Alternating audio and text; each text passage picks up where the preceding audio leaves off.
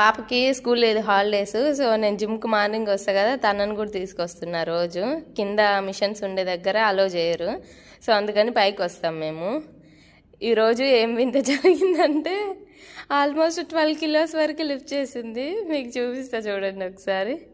Come on start with 4.